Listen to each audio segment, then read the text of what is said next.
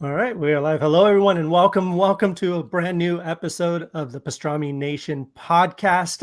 I'm one of your hosts, Kevin, and joining me today are my other amazing co-hosts. We have co-founder of Pastrami Nation himself, Mr. Jason Smith. How you doing today, sir? Good. How you guys doing?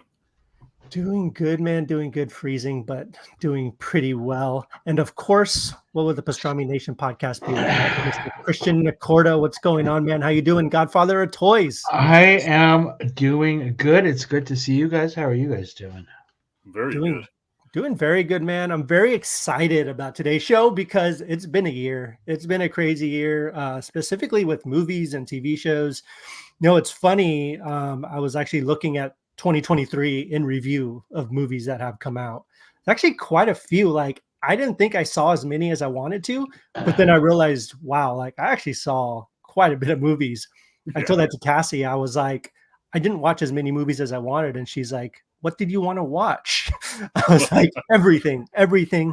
So there will be some notable exceptions when we get to that, when it comes to the movie aspect of it. But on today's show, we're doing a best of list, guys. We're going to be talking about our 5 favorite movies of 2023. Then we're going to be doing a random list of 5 of our favorite things of this year, just mixed media. That could be TV shows, video games, books, action figures, any events you went to or anything either. That you could talk about those also. And then we're going to talk about the big MCU shakeup.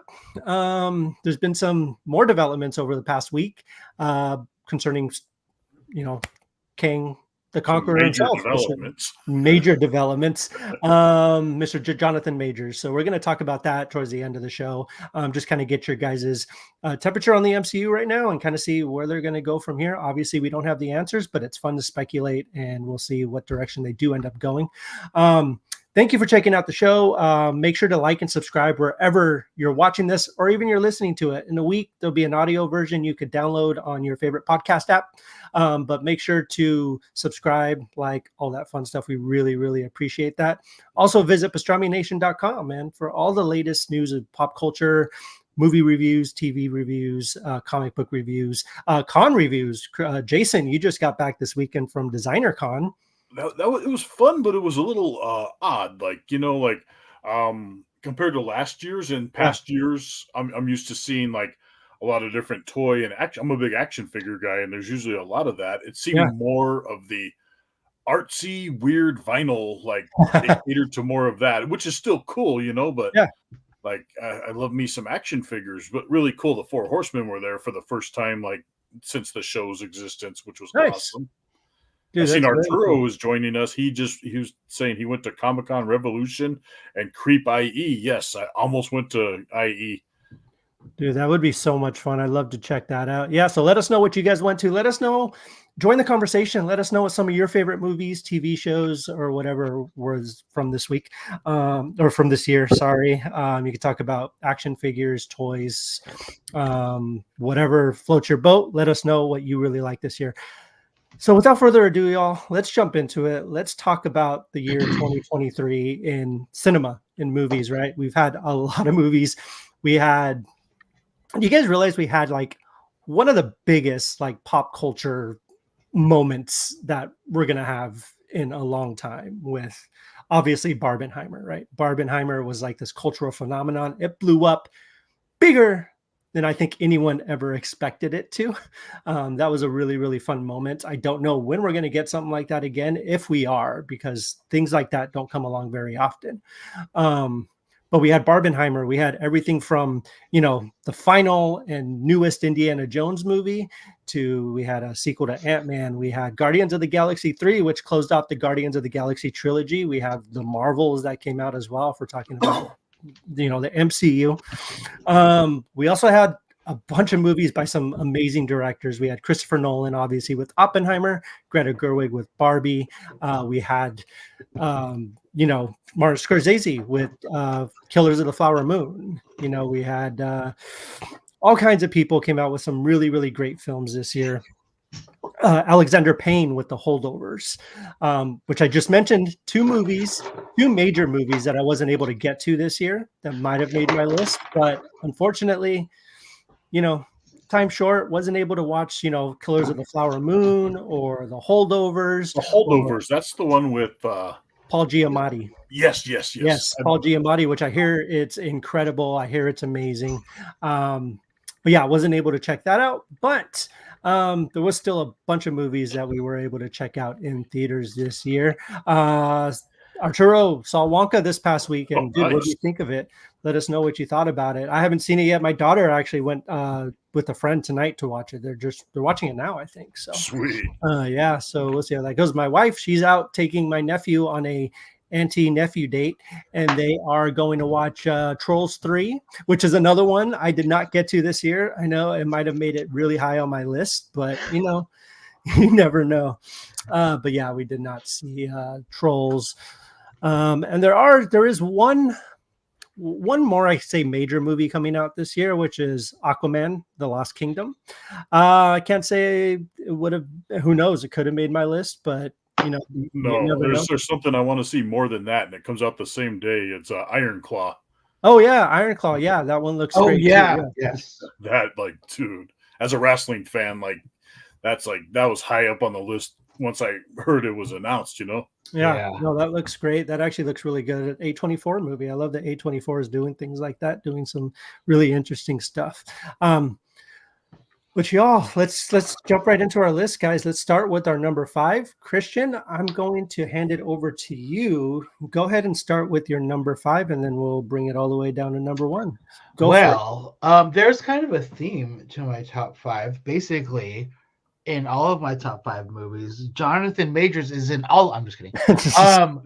My number 5 movie is the only Marvel movie to make it to my list. Oh, wow. This year. I didn't know if it was going to make it or if anything was going to make the list from Marvel, but I kind of have to because I really loved it, and I still think it's one of the stronger trilogies in the all of the MCU. Guardians 3. It was fun. It's hard to say something. So it's like, what a fun funeral. Right. Yeah, it was taxing. It was emotionally draining. Yeah. In all the best, beautiful ways. How does anybody doubt James Gunn? I don't know. Guardians 3. That's my number 5. Those are numbers that made things confusing. Yeah. No. So Jason, do you have that on your list at all? Oh, it's on my list. It's a little further up. Oh, okay. So we'll talk about it more a little bit later. Absolutely. So, Jason, what's your number 5? My number 5 is going to be Joyride because, damn, oh my God. I almost pissed myself in the theater. Yeah, Joyride is hilarious. That didn't make my list. Oh my God. It's pretty close. I haven't laughed that hard at a comedy in a while, Yeah. Yeah, that was almost my number 5 as well. Very, very close. But I've got a couple of things. I had to go down. I've been keeping screen grabs of all of my ticket stubs from the movie or from the year. So I'm going down the list. I'm like, oh yeah, that came out. And then you don't print your ticket stubs anymore. I save them in a photo album. I do have. Oh man, I've had this for years. This is super off subject. This little thing. These are all of my concert tickets from that's really cool. Nice. Forever. It just kids back in the day, they used to print out. You would get these tickets. Kids back in the day, and then they would tear them when you get to the concert, and then you get to keep one half of it as a little token. That's physical media right there, my friend. But I do not have any physical movie stubs. But I have got a bunch of these. Yeah, I used to do that too. But yeah, Joyride was fantastic. Joyride probably made me laugh the hardest this year. It truly had some amazing performances. Stephanie Hsu is just one of my favorite people of all time, and she was incredible in it. The whole cast was amazing. The script was spot on. Again, easily one of the funniest movies of the year. Hands down, I would say it is actually the funniest movie of the year. It's gotta be. Yeah, absolutely, 100%. So I'll go ahead and go with my number 5.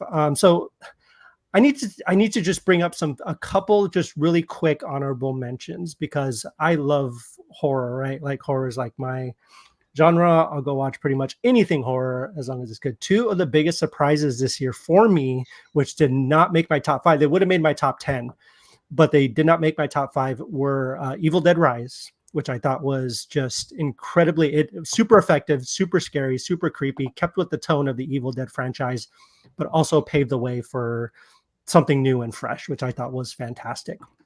The other one was Saw X. Like, I was really surprised by Saw X. Like, Saw X really, really defied all of my expectations, and it became my favorite Saw movie right after the first one, like easily. Like, they totally retooled it. They gave it a good story, good characterization, a captivating narrative, which was super, super important. That's something the franchise was missing for such a long time. But those two were super, super important to me this year, but they didn't make my top 5. Like I said, again, top 10, definitely would have. Top 5, they did not make my list. This list was really hard for me to make, but I have to go with my number 5. My number 5 is Oppenheimer. Oppenheimer was, did you guys have Oppenheimer anywhere on your list? Yeah. No, okay. I don't, surprisingly. Okay.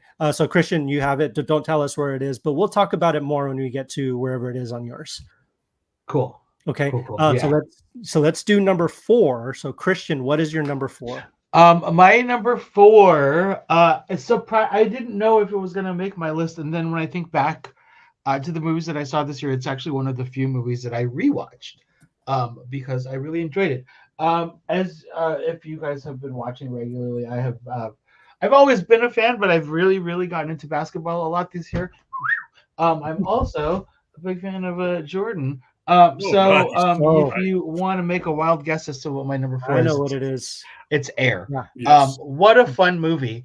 Just a fun little movie. If you're a fan of Matty Damon's, if you're a fan of Ben Affleck, if you're a fan of one of the most powerful performances by Viola Davis, and I don't think she did anything more than a whisper, which is absolutely incredible. Chris Tucker pulling at the heartstrings, Marlon Wayans, like, it's just performance after performance. I can't remember the guy who plays the manager, who plays Jordan's manager. Mm-hmm. Awesome, incredible. But like, beautiful performances, really, really funny, really, really heartwarming. Just a fun movie. Easy to watch. Easy to watch. I loved Air more than I thought I was going to. Again, You guys know me, I'm not a big sports guy, but I love sports biopics and sports movies. Anything has to do in that realm. And the cool thing I loved about it was, obviously, like, Nike headquarters is right down the street from where we live, which is pretty cool. So like, they kept on bringing up like the town and everything, which is really cool. But I think the thing that makes that movie work, honestly, is that you never, ever, ever see Michael Jordan. Like, you see the back of his head, but they don't cast Michael Jordan. There's like, they were even talking about that. Like, Affleck was talking about, he's like, no, like, you don't cast Michael Jordan because everyone knows who Michael Jordan is. And that's super effective. Jason, Jason Bateman. Yes. Just Bateman again. Like, the role was just written for him. Like, obviously it was like, he nails it. He has a very powerful, like, subtle but powerful kind of little monologue where he kind of like Ben Affleck's character kind of takes a huge risk and puts everybody's job on the line. And he kind of sits him down and, like, without really being a dick about it, he was like, look, dude, I got a kid, man. You can't, like, be making these choices and these decisions without, like, think about me. That's all I'm saying. I'm still like, I got your back. But like, I don't know. It was just, I really, really enjoyed the movie. If I keep talking about it, it's going to go higher up on my list. But yeah, that's that scene where Damon's giving the presentation. Like, oh my God. Like, I almost was like, I need to go change the world. I need to go do something with my life. It was such a powerful, like, speech, and like, you see everything. Like, we all know what Michael Jordan has accomplished in his life, but you see it in like that time, in that moment, you see everything pretty much all at once. It's like, wow, like, this guy is like, he's a god amongst men, right? Like they say. It's so funny too, because it's like, it's such a significant part of like just our like American culture, sports history. And like, I'm still sitting there like, oh my God, I hope they get him to sign. Right. Like sitting wearing my Jordans as I'm watching it. I'm like, I wonder if he signs. And that is Like, the key awesome. to a good historical film, right? A biopic. Yeah. I'm sure we'll talk about it. Well, we're definitely gonna talk about that more with Oppenheimer. Yeah. But like the fact that he still had you at the edge of your seat wondering what's gonna happen. Even though you Like, absolutely yeah. know. Yeah. It's crazy, man. Fantastic. All right, Jason, what's your number 4? My number 4, I actually first heard about it watching a number 4 movie this year, but it's pretty much it's John Wick set in the Nazi times. It's Sisu. Sisu is just like such a badass movie, and he doesn't talk the whole time until the end when he's like, "This fucking gold is too fucking heavy to carry." I mean, just the action scenes. I'm a fan of gore, and oh my God, great movie. Yeah, I did not see Sisu, unfortunately. You haven't seen Sisu? I have not seen Sisu now. Oh my God. It's on my list. It's on my list. It's on my list as well. Fantastic. I'll talk about it when I get to. Oh, it's further down on your list. Okay, gotcha. Yeah. All right. My number 4. So this was a tough one. This was actually the one that was competing with Joyride for a little bit. Even though I do think Joyride is the funnier movie, I do feel this one has a more captivating and interesting and, for me personally, more relatable story. So I had to go with Bottoms for my number 4. I think Bottoms is one of, again, it's hilarious. What's that? I forgot I saw that. Yeah, that's an honorable mention for me. It's great. It's hilarious. Got some of the best performances I've seen this year, to be honest with you. Ayo Edebiri is fantastic. Like I'm sure she'll show up again later on this list or maybe on another list. Marshawn Lynch. Marshawn Lynch is great. But Ayo, she everything she's in, she takes the spotlight, and it's she's just got this super powerful aura about her. She's super funny. She's great. And her comedic sensibility, I can watch her in anything. Like, she just always makes me laugh. Even in Theater Camp. Did you guys watch Theater Camp? It's on Hulu. No. Fantastic. Also, now I will. Yeah, Rachel Sennott is fantastic too. She was great. I thought the Hazel was my favorite character out of the whole movie. Like, I love that she just wanted to blow something up. Like, she was just my favorite. Marshawn Lynch, like, really surprised me. Like, I was not expecting that performance from him.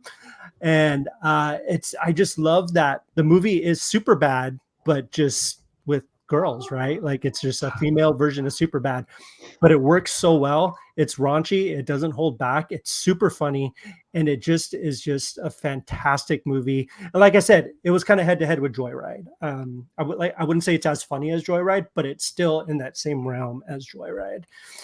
So that's my number 4. I see Pablo's joined us. What's up, Pablo? Pablo, what's going on, man? Nice to see you. Christian, what's your number 3? My number 3 it's probably actually my number 1 as far as the experience that I had in the theater. Second to none this year. And probably for a few years, I would say Sisu. There's also probably the best trailer in a few years. Yes. Man, if you haven't seen that trailer, just watch the trailer alone. That'll rock your ass. If you don't need words to convince people to watch, just show them the trailer. You show them half of the trailer, like literally, like you don't even need to see the whole trailer. Yes. Like the first 20 seconds, and you cut it off, and then you've got people in for sure. So yeah, Sisu was just so much fun. I had a smile on my face the entire time watching it. Like that nervous, uncomfortable laughter because I didn't know what was going to happen next, but in like a really, really fun way. It was such a blast, and yeah, I wish I could experience that for the first time again. Nice. I need to check it out. Me and Eli plan on it. Just real quick, Johnny Espinoza says in no particular order: Wonka, Avatar: The Way of Water, Trolls 3, Ninja Turtles: Mutant Mayhem. Fantastic. Yeah. Super Mario was great. Elemental, I really liked. Elemental was unfortunately would be in my top 10. There's no Disney or Pixar movies on my list either, which is kind of sad. No MCU movies, nothing by Disney really. So, but yeah. So let's go ahead. Jason, what's your number 3? My number 3, speaking of Ninja Turtles, is Mutant Mayhem. Like, Okay. just, I mean, I'm a Ninja Turtle fan. I've always been, and this one I wasn't sure like how it was going to be approaching it, and just wow, blew me away. The score really sold me. The voice actors and the story, how they somewhat changed it, but not quite. Changed a few things. I know a lot of people hate the Splinter thing, but I'm okay with it. Mm. And the animation was just beautiful. Yeah, absolutely. 100%. Christian, do you have that on your list at all? No, but Okay. it definitely is like the score of the year for me. Shout out to Trent Reznor and Atticus Ross, my old buddies. I'll text you later. Yeah, they're listening to the show. They're watching right now as we speak. Yep. That's how But we know yes, as well. love. It was fantastic. Another AU Eberberry Yep. Another one. performance. Like I said, I know Another she's going to show up one. on these lists quite a bit. Yep. She had a year, man. She had an amazing year. So I can't wait to see what she does in the future. I'm really excited. I could just do a whole episode on her. Really? But we won't get into that right now. Arturo put up his list: 1 Mutant Mayhem, 2 Wonka, 3 Air, 4 Barbie, Ooh. 5 Oppenheimer, Mario also, if I can add. Yeah, so let's get my number 3, which is that kind of leads into Barbie is my number 3. I absolutely adore Barbie. I think Barbie is easily one of the funniest movies of the year, but also one of the most heartfelt, one of the most beautifully told stories that I've seen in a long time in theaters. Talk about something that's not really based. So it's based on an IP, obviously, but it feels different. It doesn't feel like it's based on that because they basically had to come up with their own story based on the doll Barbie. I think Margot Robbie was just perfect casting. America Ferrera, like that speech she gives, I don't know if you guys, but that speech that she gives to Barbie about being a woman and like having to deal with the world around her and stuff like that. I grew up around women, I don't know how it is, but like I was listening to that speech and I was like, oh my God, like that we suck. Men suck. Men really, really do suck. But one thing I love about the movie too, it's a fiercely feminist movie, which is amazing, which is fantastic. It doesn't hold back any punches, but it also has a really, really great message about like inclusion, right? Like all because you're going to pull far, there is a such thing as pulling too far to either side, right? And they talk about that. Greta Gerwig is one of my favorite directors right now. Lady Bird is one of my favorite movies of the past like 10 years. Lady Bird is just fantastic. Her version of Little Women was just incredible. That cast, the way that she kind of made it her own and turned it into its own thing and still made it interesting and captivating, even though you know what's going to happen already. Really, really well done. Then Barbie, she wrote this with Noah Baumbach, her husband. So it's got a little bit of both of them in it. It's got that really kind of dry humor, but also this super bizarre, off the wall Barbie world humor, which I love. And I hate to say this because the movie is just populated with just incredible women, but Ryan Gosling, Ryan Gosling easily, he gives one of the best performances of his career. He's so funny. He's just the Mojo Dojo Casa House. It's just fantastic. A lot of fun watching it in theaters. We did do the Barbenheimer weekend, so I got to watch Oppenheimer, then wash it down with some Barbie. It was a perfect day. Barbie combines all pop culture and real life situations and events. Yeah, I mean, that's what's so fantastic about it. Very pink. I love how much pink there is in this movie, to be honest.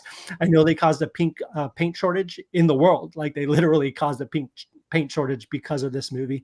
But I just think it's a super, super important movie for everyone to watch. Doesn't matter your sex, male, female, whatever. I think it's going to be one of those movies that's going to be passed down from generation to generation. I think 20, 30, 40 years from now, our grandkids or our whatever are going to be watching it and we're going to be showing it to them. Their parents are going to be showing it to them. It's just got a super important message. And just the idea, which is weird to think about that anyone has to say this, but it's kind of this old school way of thinking about how women are placed in a particular bubble and they can only do certain things or whatever, the old way of thinking. I love the way that this movie just really destroys all of that and turns it all on its head. And it's just fantastic. It's hilarious.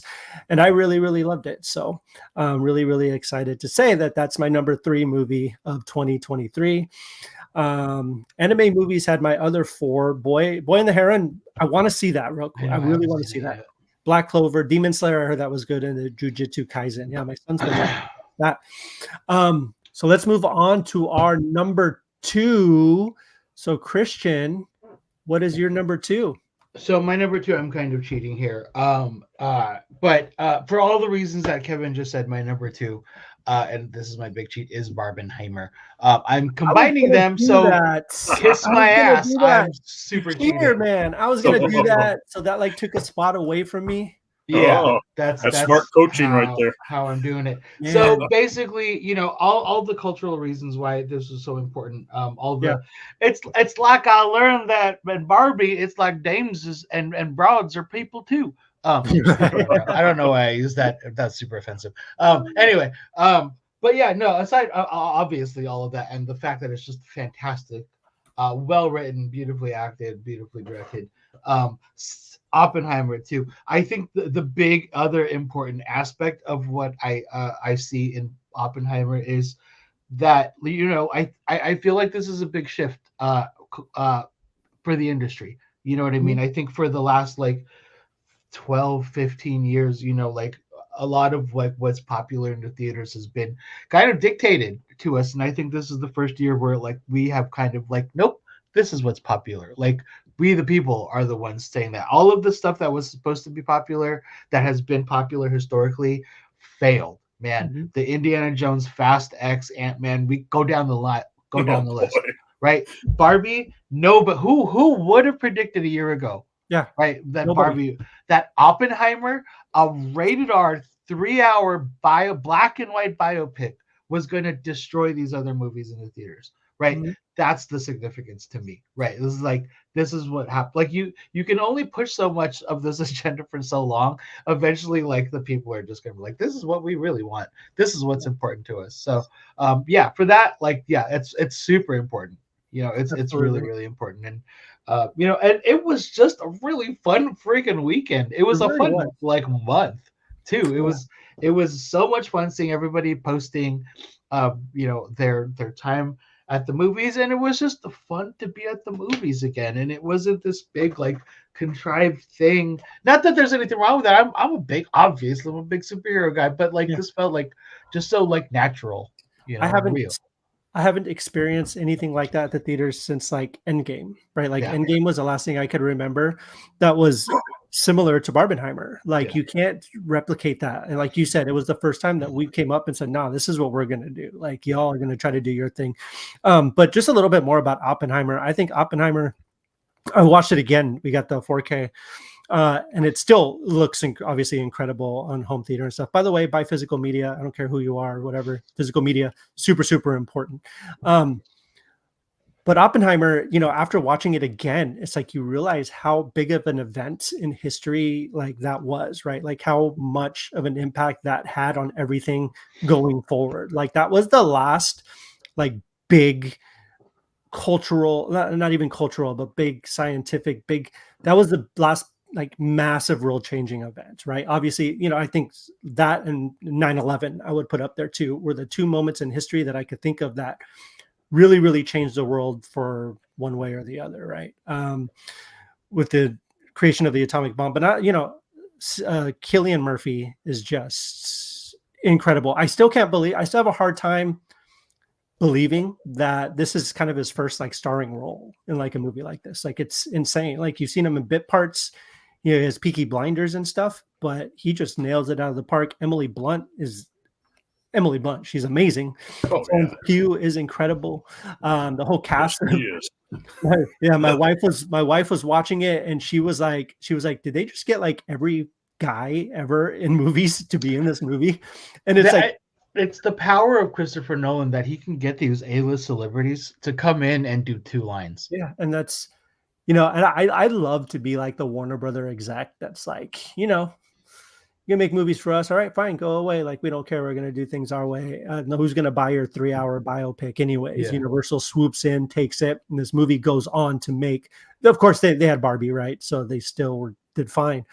But just being that executive is like, oh, shoot. It just seems like everybody like just admires him so much that everybody's willing. Like Rami Malek, I have 2 lines for you. Oh, yes, yeah. I'd love to do it. And we're not going to pay you. I don't care. I'll do it. And we're not sending a driver. You have to walk. I'll be there. Even like, Casey Affleck he had a bigger part than Rami. Yeah, But he still had like a small part.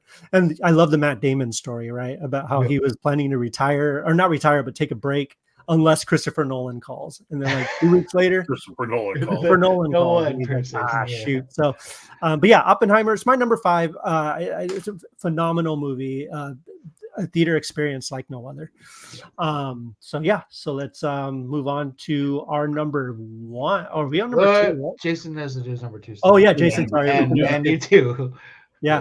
I'm a little different. I'm a simple guy. And I'm a fan of movies with big killer animals, and Cocaine Bear just knocked that out the park for me. Like, from the 80s soundtrack to just gore, and it's a freaking bear high on cocaine. Like, I mean, as simple as it sounds, yet it worked. Yeah, no, Cocaine Bear was a lot of fun. I had a blast with that movie. I thought it was super Jackson, funny. man. O'Shea Jackson.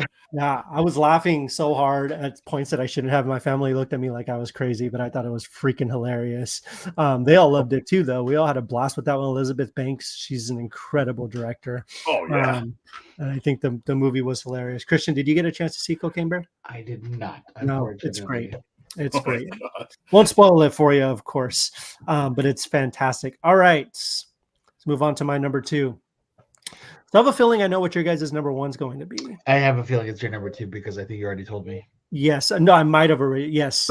So my number 2 is Across the Spider-Verse. There it is. Which was at number 1 for a long time. But we won't get into it right now because I know we're going to have a wonderful conversation about it when we get to your guys' number 1, which I'm assuming that is it, but we will see. So Christian and Jason, am I right about that? Do you guys want to say your number 1s at the same time? You are wrong. Oh, really? Is Ant-Man and whatever the hell that name. I'm just kidding. Blue Beetle. Blue Beetle was great. No, it was good. Blue Beetle was great. But Blue Beetle was fun. But it is my number 1. Across the Spider-Verse is mine is Super Mario Brothers. Oh, okay. Interesting. It just brought back so many memories, Oh wow, Jason, you go first. Let's talk. You want me to go first? Yeah. Super Mario Brothers, just the simple little things in there that like trigger so much, and then I love all the little Easter eggs they stick in there. Like you see the Punch Out poster in there at the restaurant, and that old Italian guy that looked like the classic Mario. It's a god. Like, oh my god. Spider-Verse didn't make your top 5 at all? No, it was my number 6. That was crazy. Like, it was because I love that movie, but there was 3 big animated films that were duking it out in my head: Mario, Mutant Mayhem, and Spider-Verse. And Mutant Mayhem it was either going to be Spider-Verse or Mutant Mayhem in that spot, but Mutant Mayhem just kind of triggered more stuff with me. I've been more of a Ninja Turtle kid, Nimona was great too. You guys got to watch Nimona. Yeah. It's on Netflix. Yes. It's another animated movie from this year. So we got Jason's number 1. Christian. Spider-Verse. It's Spider-Verse all the way. It wasn't even a question. I kind of try to put it on the back burner. There are these movies that come by where it's like you automatically like that's fucking incredible. Like this is classic cinema. This goes on a top 10 list. But it just came out, so I don't want to be an asshole. I'm going to give it a couple of months. I'm going to sit on it, and then I'll revisit, and then let's see if I can come back at this with a level head.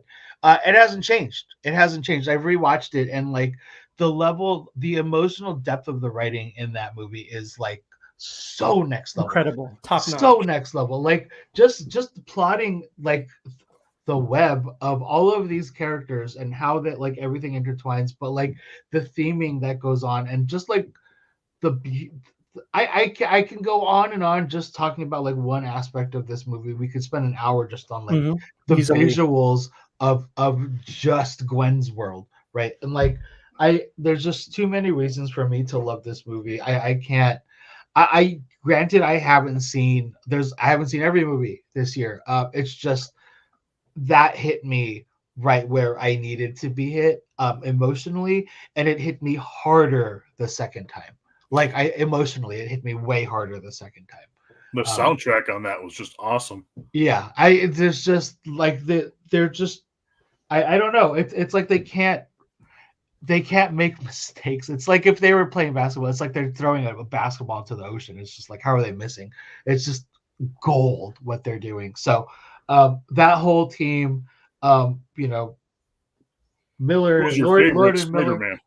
Spider-Man? Man, I mean, Spider-Punk is just so cool. Right? Yeah, that's my guy right there. He's like so cool. I'm a Gwen guy. I love Gwen, and I love like her design, and like I just that kind of just came together. Like, hey, the voice acting, everything. But yeah, like, I mean, he's just cool, man. I just wish I was him. Yeah, I want to be him. So, but yeah, that's my number one. Spider-Verse, yeah, I was the same way. So when it came out, like I was over the moon about it. All the reasons you described, Christian, right? Like I know it's a little bit more like emotional for you on that aspect because you're actually in that world of like art and like drawing and animation and stuff like that. But I still felt it, right? Like I love animation too, and this movie took it to a totally different level that I had never seen before. And it packed an emotional punch. It had some really, really funny stuff. It had some it had some great action scenes, like the scene with all the Spider-Men chasing after him. Like, who would have thought when you were a kid, if you were like, someone to be like, you're going to see a Spider-Verse movie someday with every single Spider-Man on screen chasing after one Spider-Man. You're like, nah, dude, that's not going to happen. It's happened, right? Like, it's such an amazing movie. Miles' story, this is going to be very controversial, I know, and I get it, but I find his story more interesting than Peter Parker. Like, to me, Peter Parker's story at this point, after these Spider-Verse movies, is just kind of boring, right? Like, we've seen it, we know how it works, we know how it goes. Miles, I feel like there's more complexity there. I feel like there's a lot more, especially knowing what we know now about Miles. If you haven't read the comics or anything, but just watch the movies, like, you know, kind of none of this was supposed to happen. Like, this is all, he's an anomaly. Like, he's like, whatever. And I think that is a super, super important lesson for people too, because people feel like that. Like, people truly feel like they're the anomalies, like they don't belong in this world. And the truth is everyone belongs. You just have to find your place in it and how you're going to make it work. And that's kind of what Miles' story is about, is trying to find his place in this world that he doesn't feel like he's supposed to even be in. And everyone's telling him he's not supposed to be here, but he's determined to be here, which I think is just super, like, not just a good lesson, but just a super, super important thing for everybody to remember. Like, everyone belongs, everyone's here. And I think that's Miles' story. And that's why it hits me so hard emotionally because of that. And I just think it's Gwen and his story is beautiful. I think Gwen's world just absolutely stunning, like just that watercolor style, the colors, just absolutely gorgeous. The voice acting is incredible. Phil Lord and Chris Miller, just super talented. I just wish they wouldn't overwork their animators, but other than that, like, that's the other thing, right? Like, all these animators are overworked, but the plus, if there is a plus side to it, like, every single ounce of sweat that they put into the movie is seen on screen. Like, it's all there. Like, there's no doubt that they worked really hard on this. So I guess if they could take away anything from it, hopefully that it's that they created something truly, truly special. Even though there's this argument going around, it's just half a movie. It is, but it does have a complete story, right? Like, the beginning, middle, and end. It does end on a cliffhanger, a massive cliffhanger, but it's still a complete story from beginning to end. So Spider-Verse, my number 2. And I didn't think anything was going to be able to knock it out of number 1. I was really, really dead set on the fact that Spider-Verse was going to be my number 1 movie till the end of the year. There's no way, absolutely no way, that anything's going to come along and knock that out of it. Maybe somebody with atomic halitosis. Yes. Do that. Yes, my number one movie of the year I just saw a couple weeks ago, and I'm still thinking about it. I'm still reeling about it, and I'm still so this has never, ever, ever happened when coming up with a top 5 list, even a top 10 list, going to be honest with you. I have never, ever, ever had a MonsterVerse movie in my top 10 ever. Even the legendary stuff, they're good, they're fun, they're fine for what they are. But I've never came out of it being like, man, that's like a top 5 movie of the year, one of the best movies I've seen this year.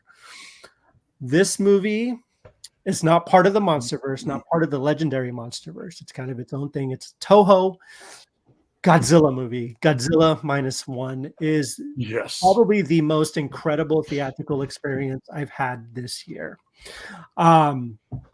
It really, really, really surprised me. I was not expecting what I got when I went into it. So you go to watch these movies and you're like, all right, it's Godzilla. He's going to be destroying cities. He's going to be destroying stuff. Story comes second, as long as we get to see the giant monster do its giant monster thing with its atomic breath. That's all we go for, which is fine. That's why I go see a Godzilla movie, right? I go into this kind of expecting that. I got that, but I also got so much more.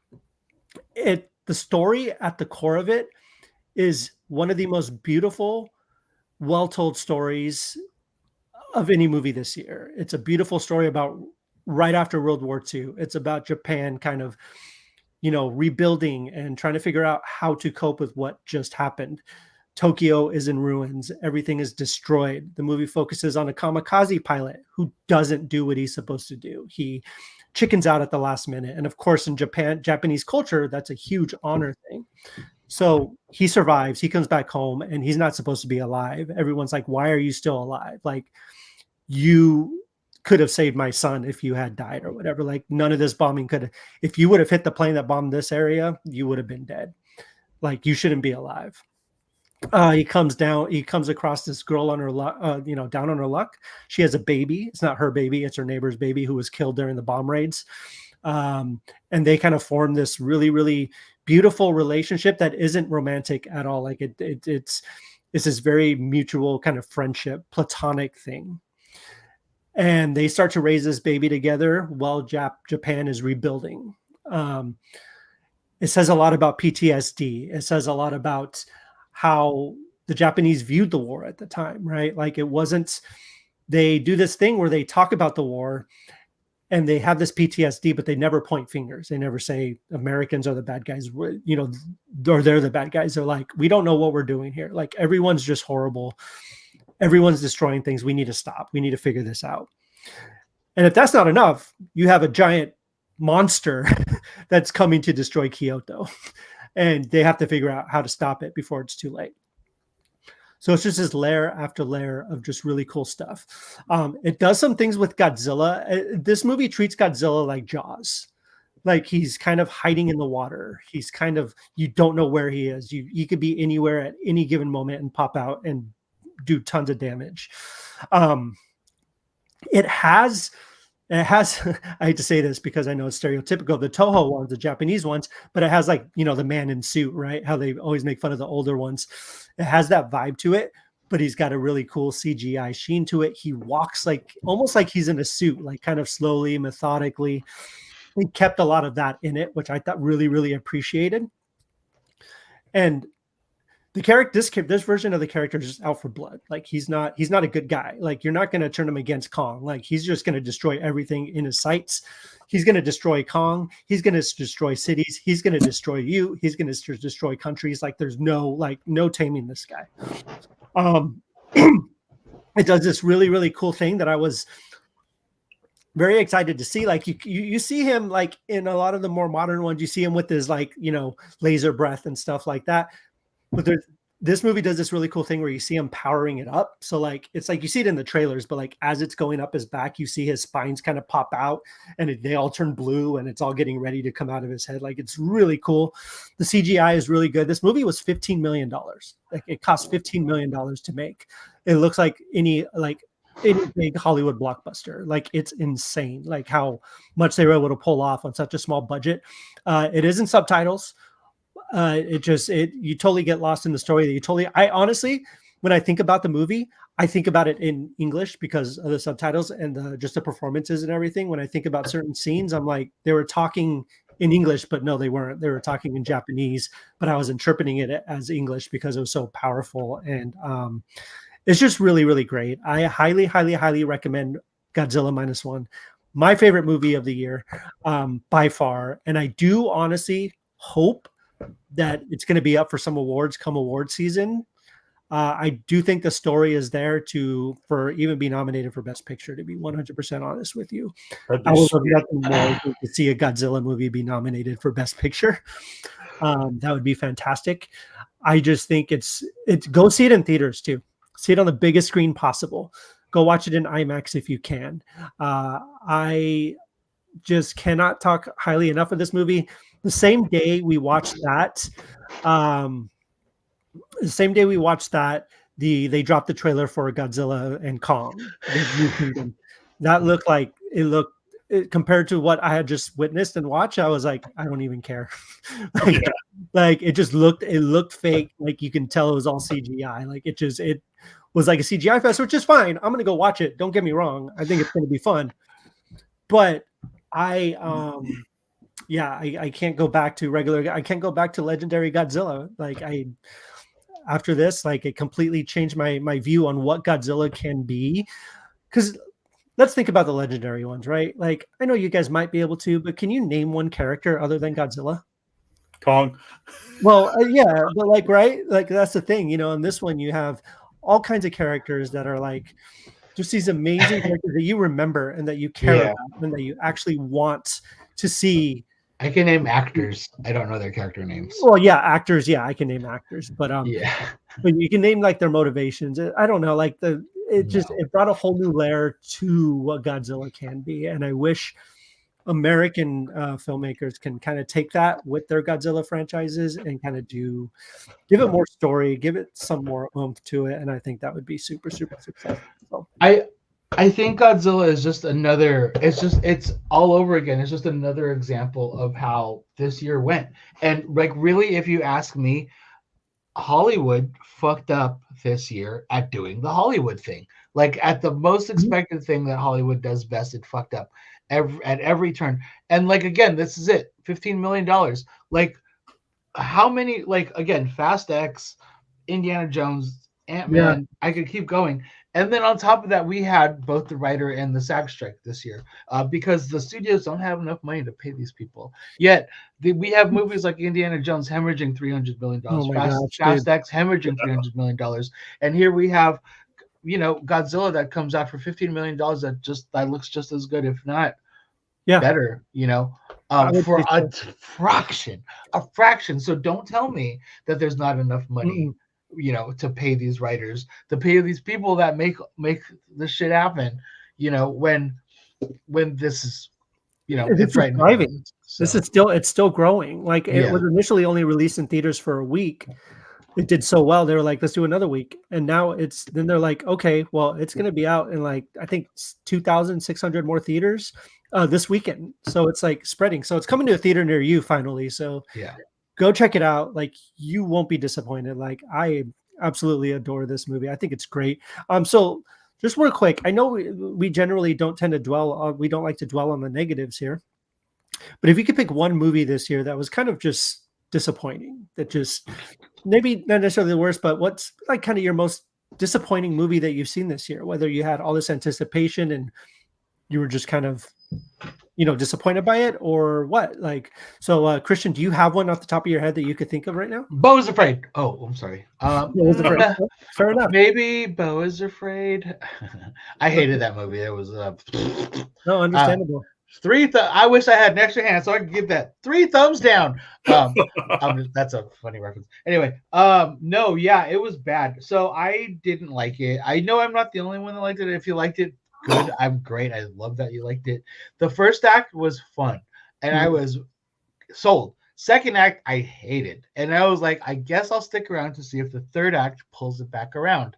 I should have left. Man, was that just not worth my time. Absolutely. Jason, do you have one? Yes, Indiana Jones. Like, I had high hopes for that, and it just he fell off of that cliff and the boulder got him. So I'm actually with you, Jason, on that. That was going to be mine too. That was the one I was most excited for, and I don't think it's a bad movie per se. Like I watched it again. We watched it again on Disney Plus. Yeah, it's enjoyable. I think it's better than Crystal Skull. Yeah, I don't know. There were aliens in that one. Yeah, there were. But I think I thought the thing that bothered me about this one of the big things was like I thought the de-aging was well done. It was like using his old man voice to for the young one. Dude, like there's so much footage of him from back in the day. Otherwise, though, I thought, I think Phoebe Waller-Bridge, like she's amazing. I loved her. Like she was probably honestly my favorite part out of the whole movie. Easily 100%. She was fantastic. My favorite part was when it was over. Oh yeah, no, I know. But no, Phoebe Waller-Bridge was great. I didn't care much for the kid. I don't even remember his name. But Indy, and I would love to see more like kind of movie set in this world with her. I think that would be a lot of fun because I think she's a great character and I think she can add a lot to this franchise. Doesn't have to be Indiana Jones. It could be kind of an own spin-off thing. Maybe a Disney Plus series, featuring Short Round coming back. Who knows? Short Round, yes. That would be great. But yeah, she was fantastic. Otherwise, I didn't really care for it. I do have an honorable mention because man, I think it like really bombed, and it was maybe one of my favorites. It's my number 6, Dungeons and Dragons. Oh, D&D was fantastic. Good, yeah. What a wonderful! I hope we get a sequel. It's unlikely. But well, from what I've heard from Chris Pine recently, he said he's pretty confident a sequel will happen. Obviously, who knows how these things work, but he has said that it's going to. But yeah, I really enjoyed D&D. I was really surprised by that. I thought that was great. It was fun, man. I love that movie. Yeah, absolutely, a blast. All right, cool. So let's kind of blast through our top 5 of our kind of other mixed media, and then we'll just kind of do a recap of our top 5 for movies, and then we'll talk a little bit about Jonathan Majors and the MCU. We should be good to go. So let's start. So if you guys just want to go down your list, if you guys have a list of 5 things of just kind of mixed media you guys want to go down real quick, we could talk about those, and then we'll do that. So Christian, what is your 5? I'm gonna go in no particular order. Also, all of these are no particular order. Yeah, a little bit of I'll talk about it in a second. So I'm just gonna say The Last of Us. That show. It's my number 1 show of the year. Okay. I know that came out in January, so if people forgot, remember that shit was awesome. The Last of Us. Yeah. Awesome. The Mirage TMNT, I've talked about this before. That 4-pack of Ninja Turtles is like the best thing that happened to toys in a long time. Also talking on toys, the Jada Street Fighters toys. Jada's been around for a long time, but they've only been doing diecast cars. So to see them enter the toy realm like this, holy shit, awesome. The next one is something that didn't necessarily come out this year, but I discovered it this year. I know a season of it did. The Bear. Yes. Where has that been all my life?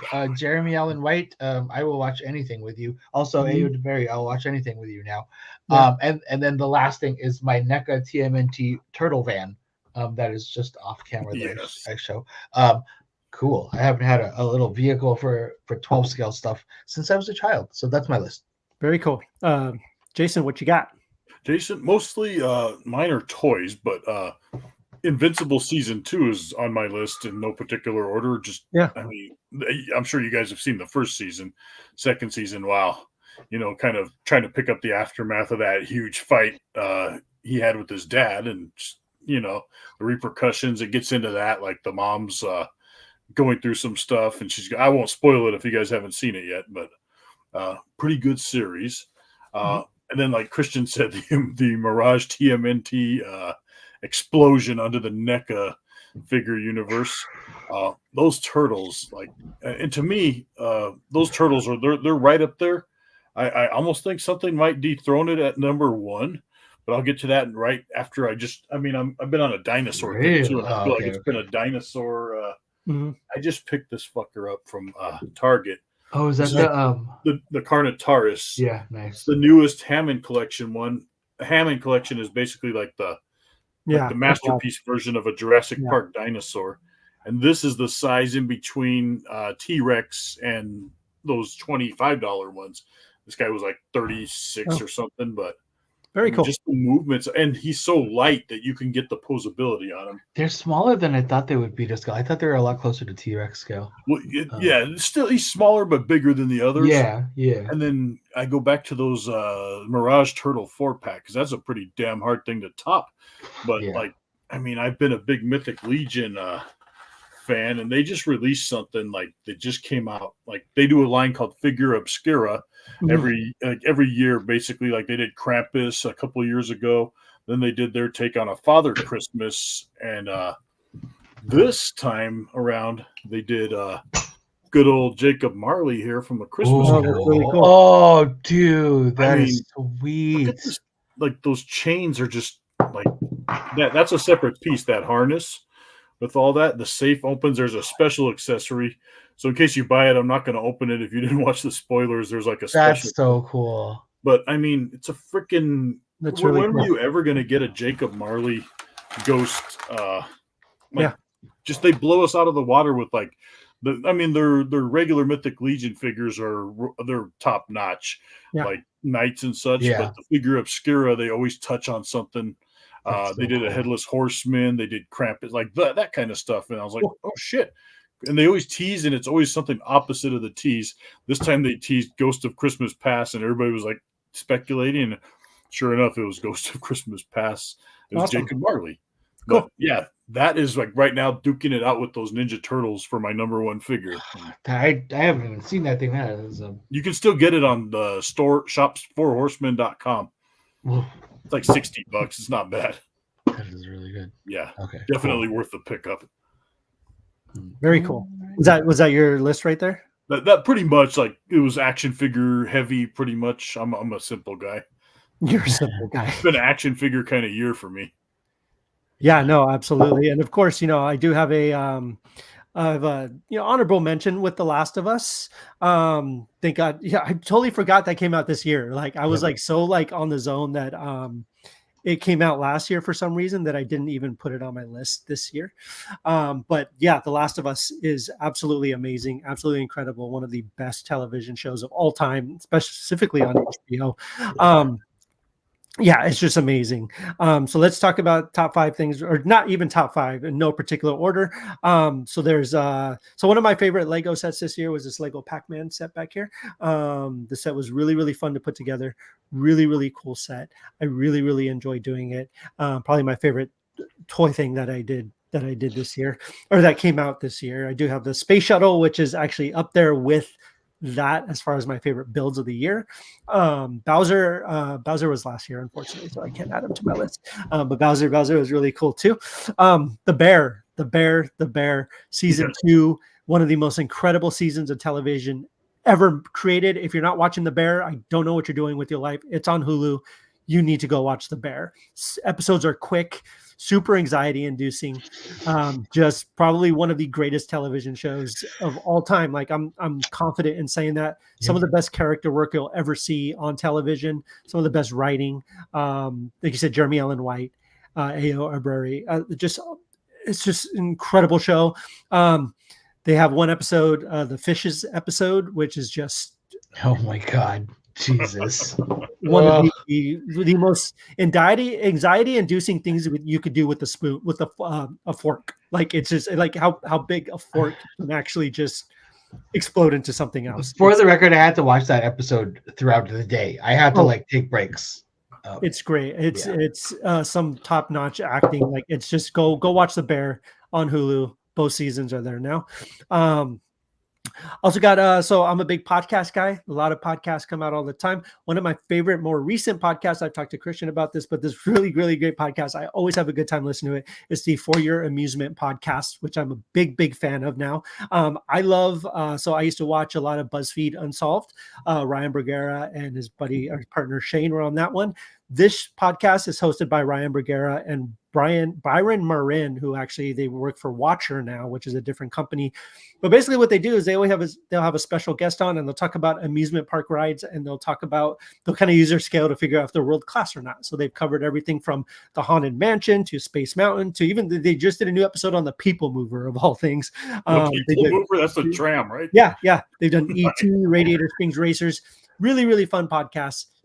Not super short episodes, but like hour-long episodes. Just a lot of fun. I always have a blast listening to them, and they kind of help. It comes out once a week, every Tuesday. Highly, highly recommend checking that out. You can find out wherever you find your favorite podcasts.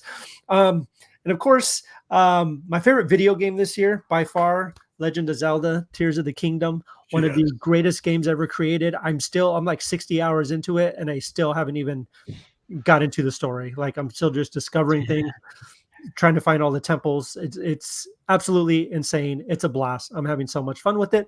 The last thing on my list, listen, it's been my year of Blink-182, guys. Blink-182 came out with their album. Probably easily one of my favorite Blink-182 albums of all time. It's called One More Time. It's just such a great album. The boys are back, and they came back with a passion. They actually want to be here. They actually want to be together. You can tell by the music.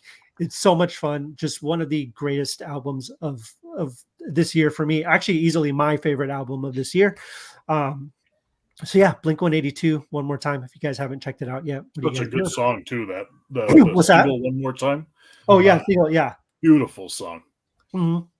Absolutely. They're all great, but that one just wow. Yeah, definitely. Yeah, that one's incredible. So y'all, let us know what you guys liked, what you guys really enjoyed this year, whether it's albums, video games, whatever the case may be. So real quick, before we start talking about some quick MCU stuff, let's just go down our list one more time. Christian, do you just want to list off your top 5 real quick? Of the movies? Yes. So my number 5, Guardians of the Galaxy 3. Now my number 4, Air. 3, Sisu. 2, I Cheated, Barbenheimer. And my number 1 is Across the Spider-Verse. Very cool. Jason, what's your top 5? What's your 5? Okay, 5 is Joyride. 4, Sisu. 3 was Mutant Mayhem. 2, Cocaine Bear. And 1 was the Super Mario Brothers movie. Gotcha. So my top 5 was Oppenheimer. 4 was Bottoms, 3 was Barbie, 2 was Spider-Verse, and 1 was Godzilla -1. Let us know what your guys' favorite movie was this year. We'd love to hear it. Very excited for next year. There's going to be some pretty interesting stuff coming out next year, so we'll see how next year goes, and hopefully we'll see how our lists end up at the end of next year.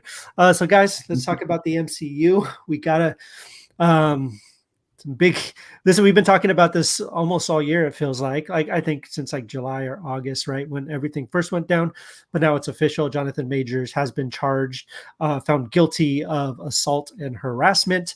The jury was split. There was 2 other charges that they threw away.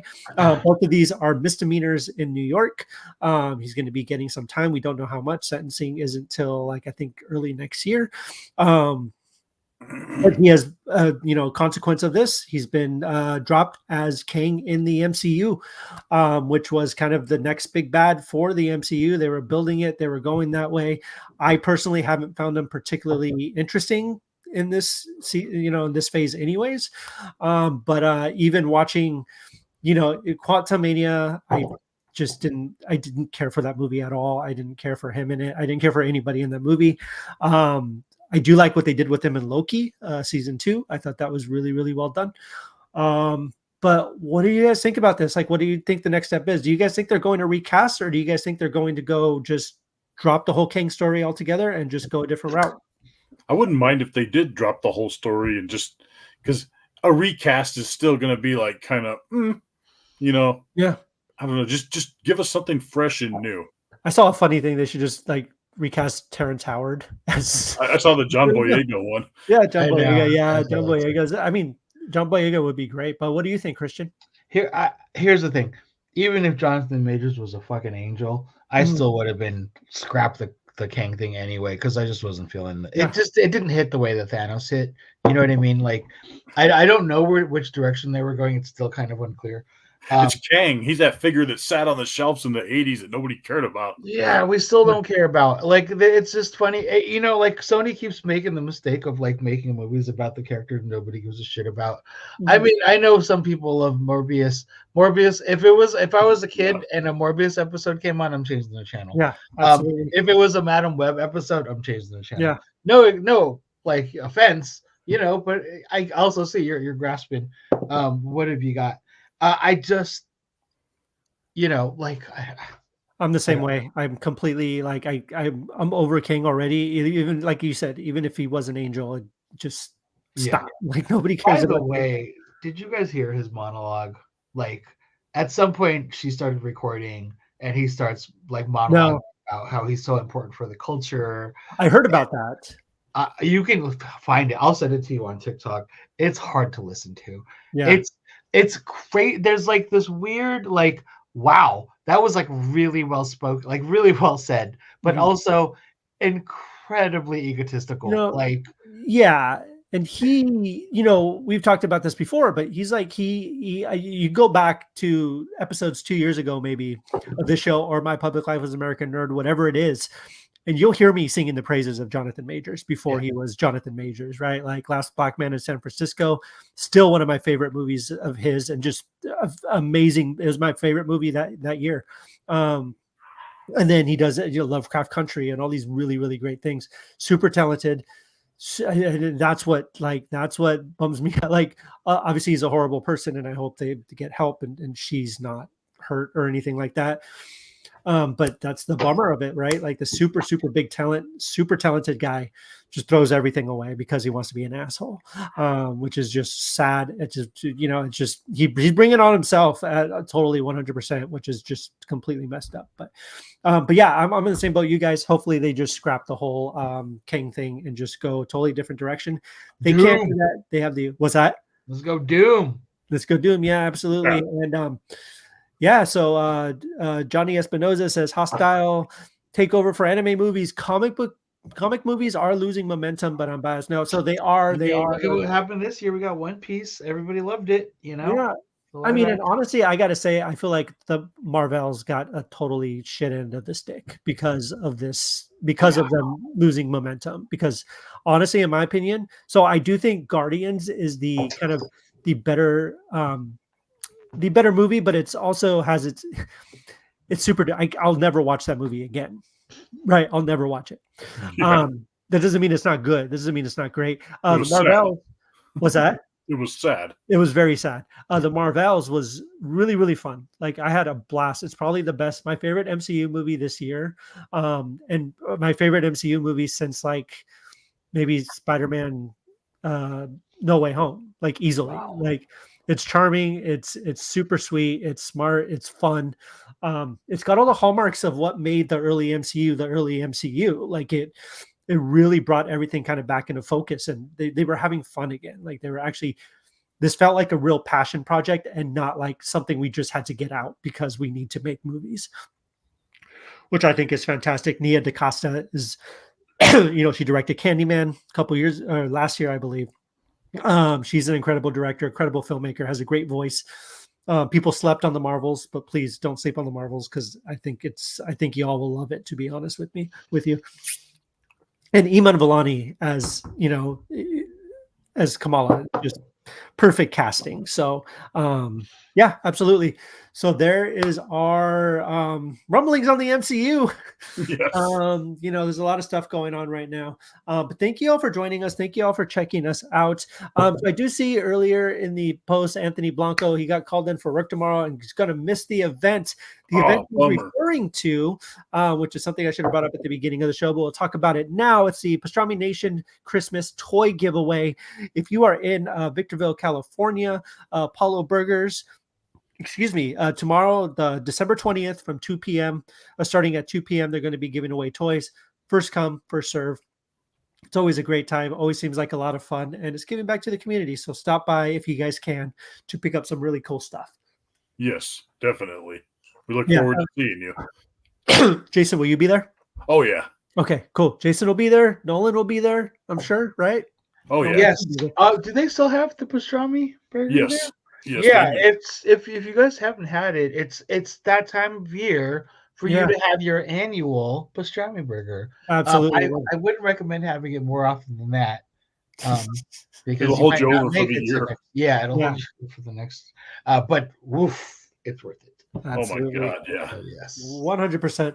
Well, thank you all for joining us. Thank you all for checking out the show. We really, really appreciate it. Remember, you can find Pastrami Nation on all the social medias. We're on Facebook. We're on Instagram. We're on Twitter, or Twix, whatever they're calling it now. We're on MySpace. We're on Pinterest. Pinterest is a big one for us, so definitely go check us out on Pinterest. Christian, where can they find you? You can find me at TikTok, OnlyFans, Christian Nacorda. I'm just kidding. You can find me at all the normal places. Let's draw. Cool, very cool. Jason, where can they find you? Exclusively MySpace exclusive. Gotcha. Just search up Jason Smith. You'll find him. And yeah, easiest guy to find. Right. And of course, you can find me, Kevin Hoskinson, or Kevin_Hoskinson on Twitter, Instagram, Facebook. Is it weird that I said Twitter first? That's always like the last one I say. Oh my God. Twix. I'm going to call it Twix. I like that. Yeah, you can also find me on TikTok, LinkedIn if you want to, all that fun stuff. I just posted my first TikTok in like 2 months, so go check it out. I don't know, man. I love TikTok. I got a pretty decent size following on there, but like I'm like, what do I do now? I don't build Lego as much lately, unfortunately, just because stuff. But like that was kind of that was my bread and butter on TikTok. I know. I'm going to start doing all of the lip syncing, and I'm going to start doing all the dances. You should. That's be the thing. 4 years into TikTok, it's about time I get it. It's way past time. It's past time, man. You definitely need to do that. Yeah, thank you all for checking out the show. We'll see you guys next week. And also, like I said, check out the audio version, but you can also check out My Public Life as an American Nerd, which is the other podcast I host along with Christian here. We have a good time on there. We talk about nerdy stuff just like we do here. Yeah, so that's always a lot of fun. New episodes drop on Wednesday. Tomorrow we have actually a really, really fun episode dropping that we kind of went off the rails a little bit, but it was a good time nonetheless. So definitely check that out wherever you find your favorite podcasts.